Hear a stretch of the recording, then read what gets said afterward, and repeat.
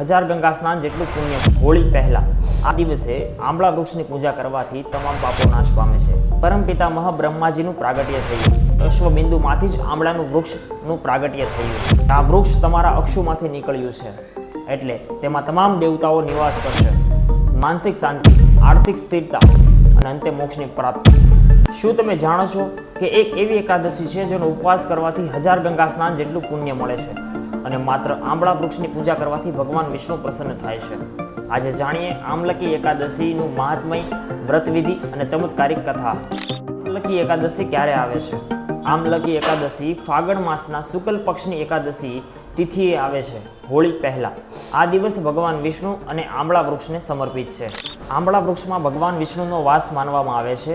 આ દિવસે આંબળા વૃક્ષની પૂજા કરવાથી તમામ પાપો નાશ પામે છે. આરોગ્ય, આયુષ્ય અને સુખ સમૃદ્ધિ મળે છે. વ્રત કરનારને વૈકુંઠ ધામની પ્રાપ્તિ થાય છે. શાસ્ત્રો અનુસાર આમલકી એકાદશીને આંબળા સાથે જોડવામાં આવે છે. આ દિવસે આંબળાના વૃક્ષની પૂજા કરવાનો મહિમા છે. એક માન્યતા અનુસાર આંબળાના દરેક અંગમાં દેવતાનો વાસ છે. પ્રચલિત કથા અનુસાર શ્રીહરિની નાભીમાંથી કમળ ખીલ્યું અને તેમાંથી પરમપિતા બ્રહ્માજીનું પ્રાગટ્ય થયું. સ્વયંના પ્રાગટ્યનું સત્ય જાણવા બ્રહ્માજીએ વર્ષો સુધી તપશ્ચર્યા કરી અને આખરે તેમના તપથી પ્રસન્ન થઈ શ્રી વિષ્ણુ પ્રગટ થયા. અને તે સમયે બ્રહ્માજીની આંખમાંથી આંસુ સર્યા અને તે અશ્વબિંદુમાંથી જ આંબળાનું વૃક્ષનું પ્રાગટ્ય થયું.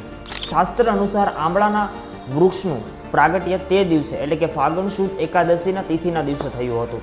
અને કહેવાય છે કે તે સમયે શ્રી વિષ્ણુજીએ બ્રહ્માજીને આશીષ પ્રદાન કરતા કહ્યું કે આ વૃક્ષ તમારા અક્ષુમાંથી નીકળ્યું છે, એટલે તેમાં તમામ દેવતાઓ નિવાસ કરશે. તેનું દરેક અંગ પૂજનીય બનશે. ફાગણ સુદ એકાદશીએ જે વ્યક્તિ આ વૃક્ષ નીચે બેસી મારી પૂજા કરશે અથવા તેનું ફળ અર્પણ કરશે તેને જન્મ મરણમાંથી મુક્તિ મળશે. એકાદશી કરવાના લાભ. આરોગ્ય લાભ. આંબળો આયુર્વેદિક માનવામાં આવે છે, ઔષધિરૂપ માનવામાં આવે છે. બીજું, માનસિક શાંતિ. ત્રીજું, આર્થિક સ્થિરતા અને અંતે મોક્ષની પ્રાપ્તિ. આ વર્ષ આમલકી એકાદશીએ 3 શુભ યોગ બની રહ્યા છે. 3 શુભ યોગ એટલે કે સ્વાર્થ સિદ્ધિ યોગ, સૌભાગ્ય યોગ અને શોભન યોગ.